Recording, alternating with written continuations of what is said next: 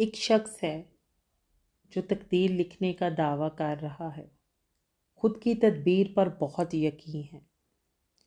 वक्त की आंधी को रोक रखा है इसने, अपने आंगन को हर तपिश से बचा रखा है।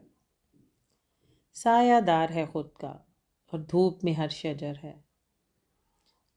हवा के शोर ने नींद से जगाया कि सुन, ये सिर्फ तेरा गुमा है कि तू तकदीर लिख रहा है। तदबीर के हाथों मजबूर सिर्फ तकदीर पढ़ रहा है।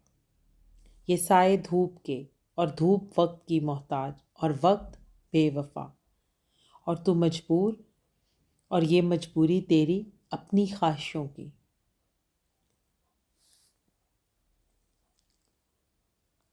खुद से वफा सीखी हमने